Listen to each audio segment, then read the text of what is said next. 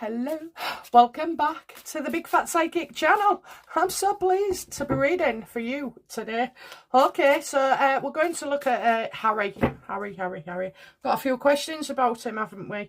Lots of rumours flying about as well. So we'll see if we can make sense of it all. So you'll notice my introduction and the table setup is different. It's just, I don't know, it fills the screen. But, well, we'll see. I'm sure there's a bloody reason that I changed it, okay? I think it's about looking up here to see if I'm still videoing and getting it right in the screen. So let me know what you think. My software's gone all funny. It does this every other year or so. So I'm going to need to uninstall it, install it, and of course I'm going to lose the majority of the setup. So I'll always keep the looking back. Don't panic, okay? But yeah, it just might look a little different. Let me know what you think.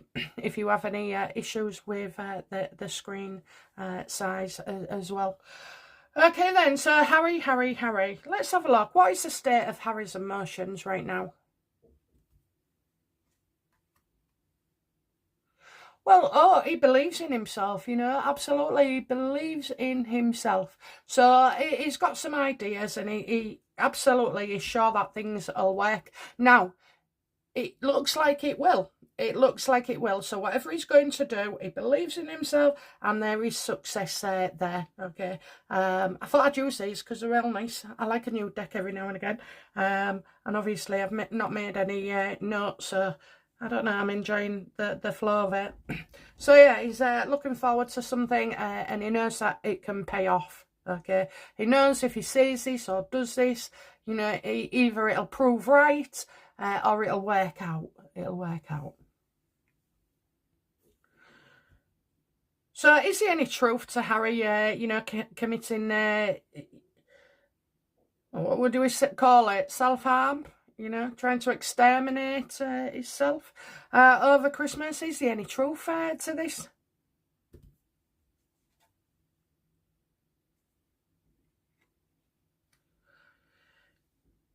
No. Well, no.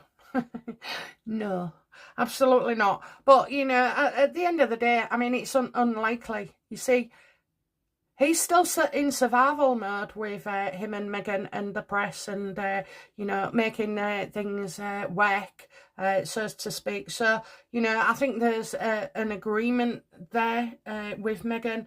And I kind of feel it's like till death do us part. Till death do us part, you know. And while he's thinking like that he'll stay married forever, no matter what, you know, if she cheats, if she bullies him, if she hits him, if she shouts at him, you know, he will do that. There's no one else for him. No one else for him. So while he's feeling like that and so strong with Meghan or about Meghan, he's got his feet firmly planted on the ground. So the only way this is going to come out is anywhere from them would be for sympathy, you know. Yeah, sympathy. Get people to lay off. Have you noticed when people in your life are getting called out, you know, they come out with all the sympathy factors like, oh, well, I've got cancer and I've got this and I've got that and I've got the other. And it's all really just to deflect away from you.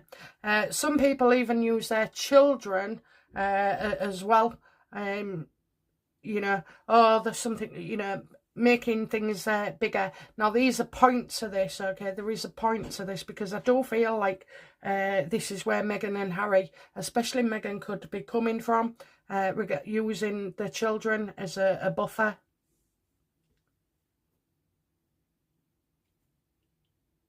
Does Harry want to make amends with his father? Hang on.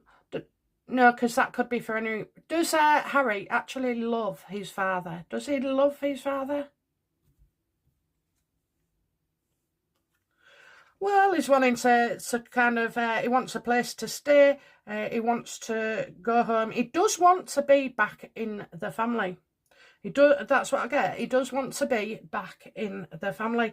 Now, I know we'll all be saying, oh, well, you know, it's because it hasn't worked out and this, that and the other. But I don't think it is just that, you know. I think there's certain things like at Christmas, you know, he will miss the big get-together and the, you know, getting dressed up and having Christmas on Christmas Eve and exchanging daft presents, you know. And yeah, I do. I feel like he wants to be part of their family.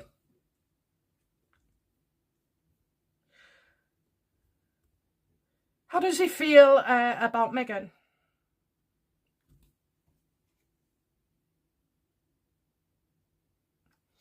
That they've made loads of wrong decisions. That, you know, I mean, she was the driving force, remember? So it's quite easy now for Harry to sit back and say, oh, well, it didn't work out your way. You know, it all went to crock with you making the decisions, love.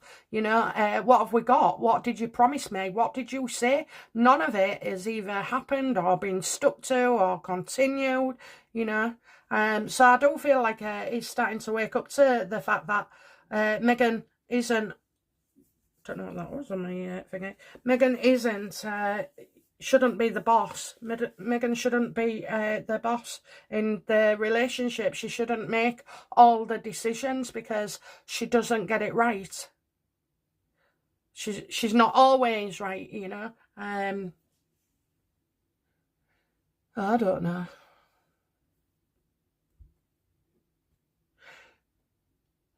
What was the last nasty thing Harry said to Meghan? And it was probably this morning. Yeah, he's not going nowhere. He's not going out. He's not doing this. He's not doing that. You know, I don't want to meet your friends. I don't want to go to this meeting. Because she likes to drag him along all over. Because she says she needs support, but in actual fact, it's Harry that, you know, entertains people. Harry is the nicest of the two and more approachable. And Harry is the real royal, you know, whereas Meghan just looks like she's, you know, stabbing everybody in the back all the time.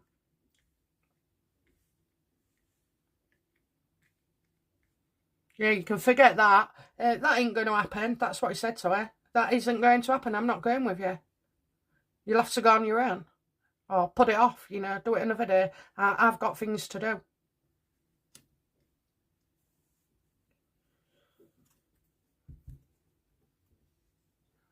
Okay, so I'll just move them up. I'll get used to this space, I suppose. Right, okay, so how about Meghan then? How's Meghan feeling about her life right now, emotionally?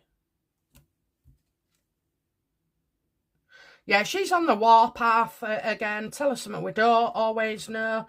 You know, she's been told no as well. Legally, there's things that aren't going well for her. I mean, that case with Samantha is about Meghan. It's not about Harry.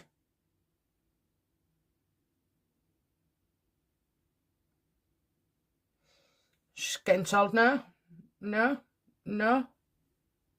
I think she's feeling argumentative. I think she's arguing with people a lot. Never mind snapping. It's like she's looking for a full-on argument.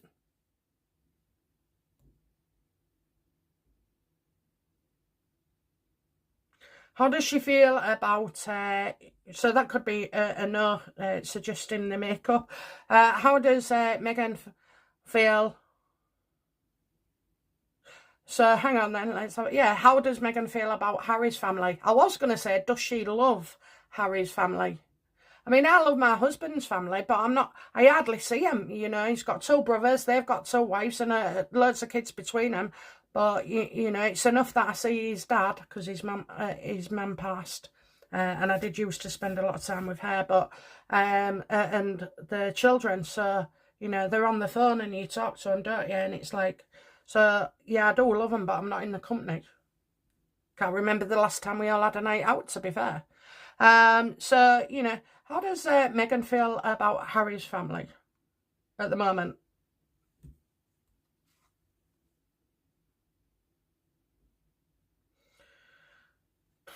Well, how does she feel?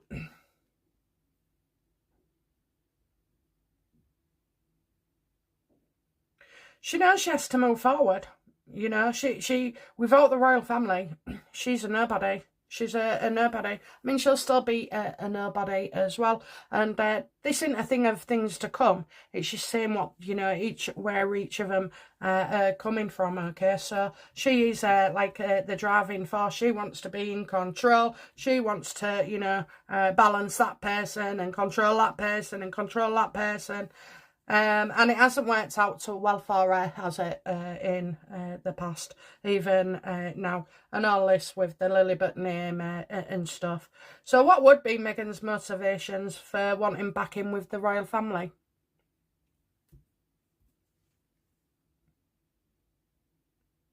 She doesn't. She doesn't want to reconcile at all, but she does want to go in and have another story, you know, have another chapter to her book.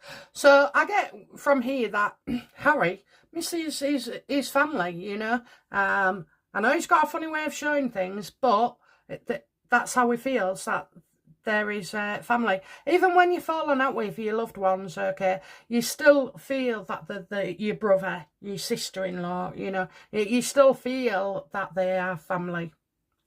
Whereas this one, absolutely, it doesn't, you know.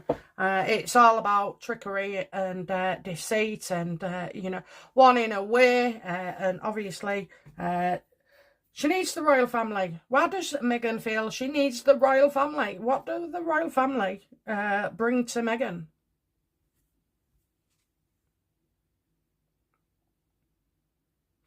A reason to stay away. A reason to stay away, you know, so that's what it is. So maybe Meghan knows that, you know, Harry will be accepted, but she won't, you know, so it's still causing that damage there. And that is the story, you know. So maybe what she's trying to do is for this book, maybe, or whatever it is like demonstrate that, you know, her and Harry wanted to make up, but, you know, they only wanted Harry. They don't want her. And again, she's a victim again, okay. That's how she would see it. It's not how we see it, like the traitorous bitch, but, you know, it is how she would see it. So it's giving them an excuse, another chapter.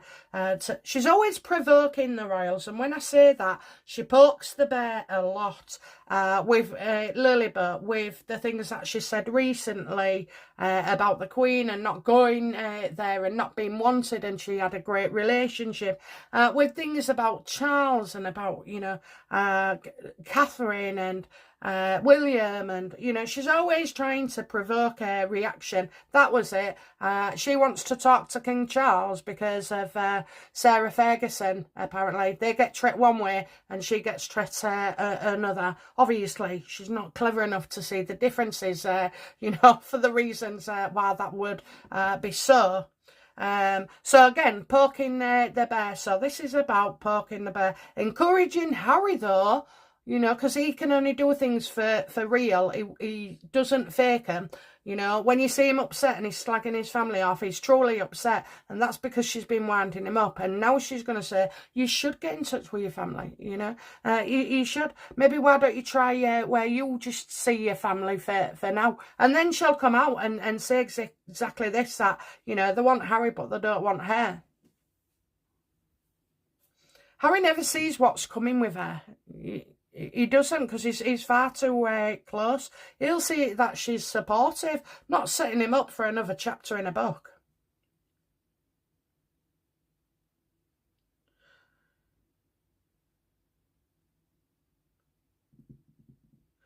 What was the last conversation Meghan had with Harry?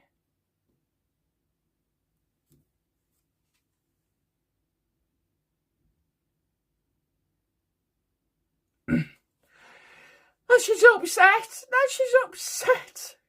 Things will never get better. Things will never get better. So she's, you know, making out. She's in tears. She's in tears with him, crying, saying that things, you know, have got so bad since she met him. You know, her life's been terrible and stuff. So, and maybe part of her believes that, okay, because this is a genuine card of being upset with people and things. But it's her own doing, isn't it? All she had to do was behave and keep her mouth shut. But behaving and keeping her mouth shut are two things that Meghan can't do. I would say you've ruined something. You've ruined something for me. You've ruined something. What has Harry ruined according to Meghan?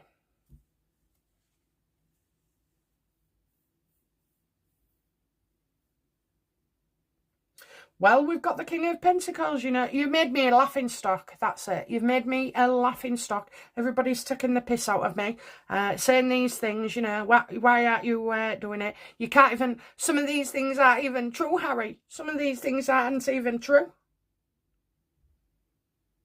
I think she wants Harry, you know, to sort of like sort somebody out, calm somebody down, tell them, you know, off.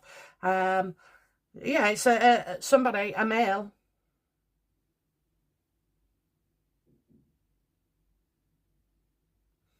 And he's like, well, I ain't going down that route. I ain't going down that route. You know, just wait till it all blows over. It'll all blow over.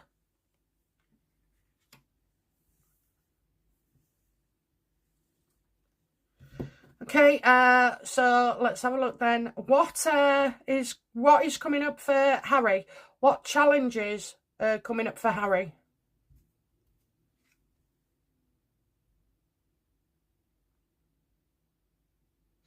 Well, probably I get three or more people here. So, you know, maybe discussions as well, collaborating. Putting the feelers out, waiting for feedback. I mean, he's definitely got an idea of sorts.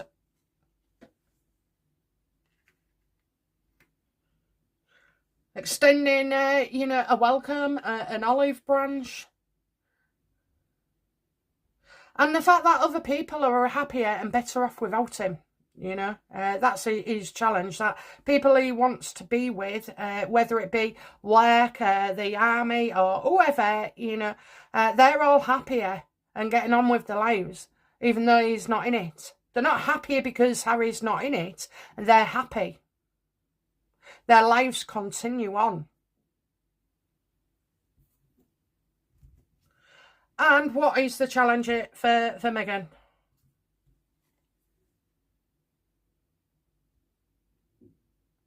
Trying to make things work, you know, trying to make things work. That is going to be a challenge for her.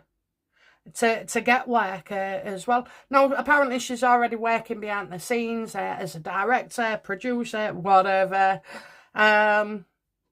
But, you know, I do feel as well like a board meeting, and I'm going to say that there's not just one person on this board, there's at least 8 people, and she will have to discuss the future and the terms of her work contract, so that possibly is looking like Netflix.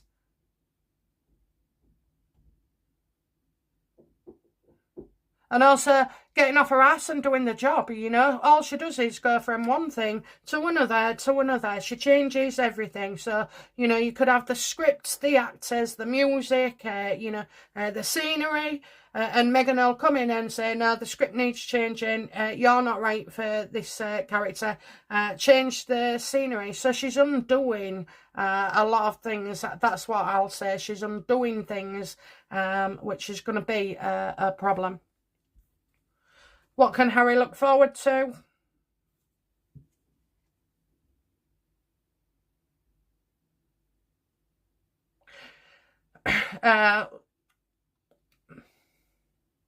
Like meeting with people, clandestine meetings.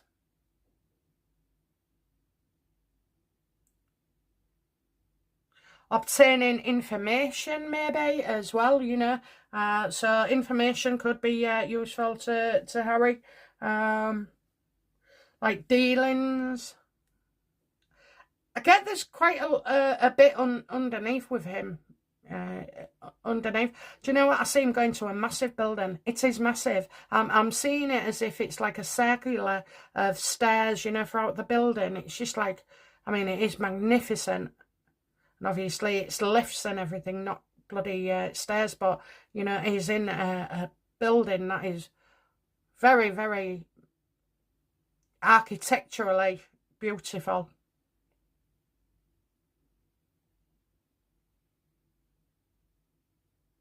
And lots of people in it. Lots and lots of people in it, you know, all walking around the spiral going down and down.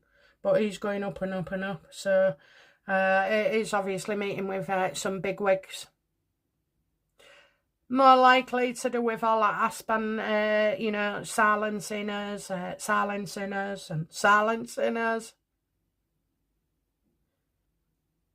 Do you know, I was getting really, feeling real shitty a few days ago, thinking, you know, the world is just corrupt and like we're all just going to be ruled and told what to do and when to do it, and, you know,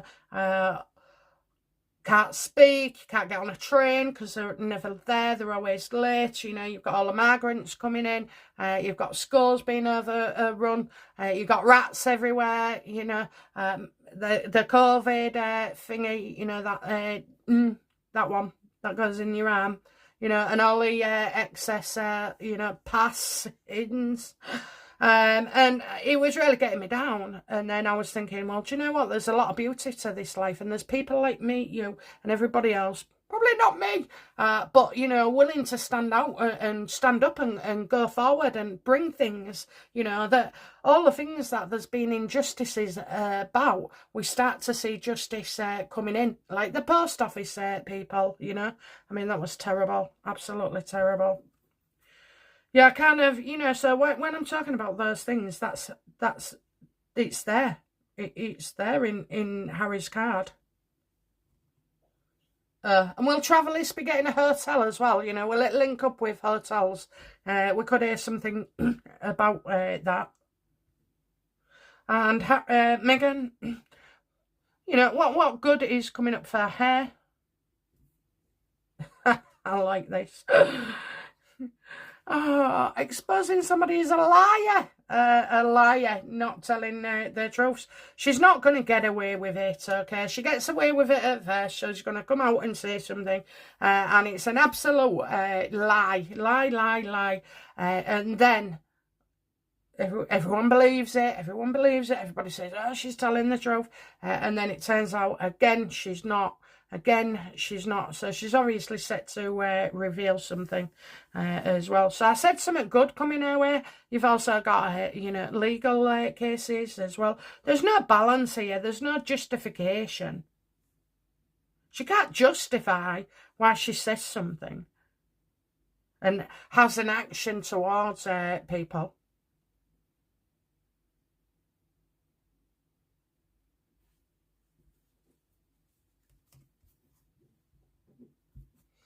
Okay, so what is going to be the outcome then for Harry and Meghan? What will be the outcome of these cards for Harry and Meghan? Where does it all lead to? One for Harry, please. Yeah, he's going to loss of money, losing money left, right and centre, and a fear of loss, and he's going to, you know, he's out in the cold and he's going to remain out in the cold. Doesn't matter what he wants anymore, you know. I fancy just dragging back into the family for a few days, you know, and never mind what I've said and done. Never mind what I've said and done. Sorry, Harry. Rejection. And the outcome for Meghan, please.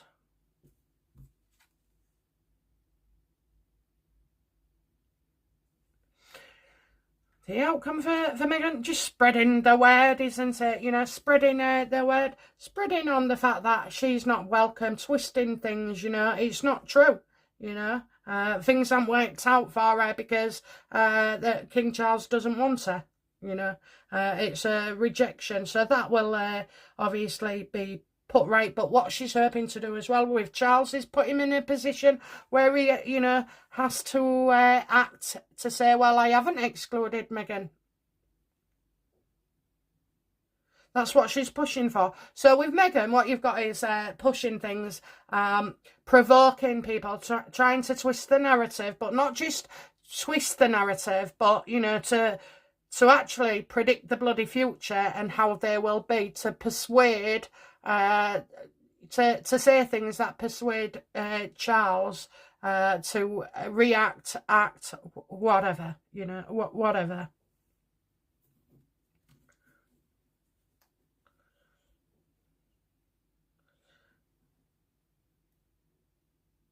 Give us an example of how Meghan is set to try and force manoeuvre or control King Charles's actions. Give us an example of what she will do. Oh, she'll say it wasn't a success, you know. There can be no success. He doesn't want to meet her. He refuses to meet her. You know, they can't give up now. Harry and Meghan are not willing to give up on their sorting things out with the royal family. You know, that they're wanting to make attempts. I mean, it's just bullshit. It's just bullshit. It's just bullshit. But, you know, this bullshit has been working for a long time. It gets, anything that happens and said gets reported all over to the rest of the world. She is not sincere one bit. So it doesn't actually say that they will be successful at any of these attempts. But I'm telling you now, more and more and more and more, she's going to try and make say things so that it puts pressure on the royals to act a certain way. And the more they don't, you know, it's a double-edged sword for them, because Meghan looks like a victim. You know, we all know she's the worst of the worst, but she was in Harry as well, and Meghan is actually manipulating Harry. If that was me with my husband, I'd say, right, we have to, you know, if I was a Meghan and he was a Harry, I would be one of those that say, oh, can you not just make up for him, for Christ's sake, so we can just, you know, things can get better. And I would say it like that. But no, Meghan does it the other way, using subterfuge, and does things like, or says things, oh, Harry, do you miss your family? Do you miss your family? It looked like you miss your family, you know. Well, those days, you must have enjoyed being with that family. Maybe you should try and, you know, get in touch with them, you know, and see if you can sort things out, Harry. And that's what she's doing, knowing full well that she's not going to be included in this at all. It's called manipulation, you know. She is highly manipulative at the moment. So yeah, you know, so she's not telling Harry straight up. She's manipulating him and putting him into that situation, and then Harry will become upset, but truly upset as well, you know. He can't fake his emotions. He just, you see it on his face. I've got one of them faces sometimes as well. Apparently, anyway, apparently. I hadn't used it for a while, but yeah, so that's what we're going to get. So rather than, you know, Harry needing to dash to the hospital and be in a psych ward or out like that, he's not feeling bad about himself at all. He's going to meetings, he's arguing with his missus, telling her he's not going to get involved. And, you know, she has to deal with it. There's nothing he can do.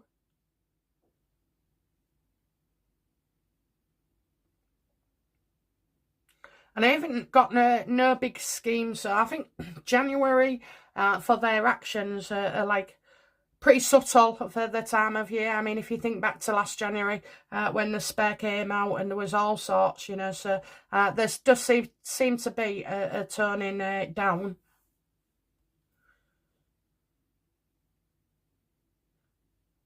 Does Harry let Meghan control him? He just gets fed up and fed up and fed up. He's fed up, he's fed up, he's very fed up of all these things, you know. And then if he does stand up to her, it's a massive full-on row. But like I say, you know, I'm sorry, but he feels like he's married for life no matter what. That's what I kept picking up on all weekend with him, is that it doesn't matter what she does.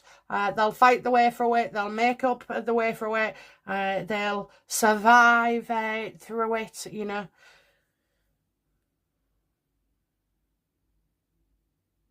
Partners, that's how he sees it. Partners.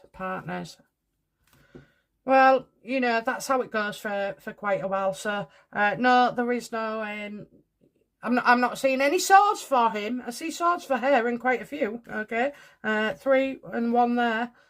So you know, yeah, it's he's not the one that's threatening, you know, to take themselves off somewhere else for eternity. Okay, so yeah. Okay, guys, that's it from me. I'll be back soon with another reading. Okay, bye now. Bye bye.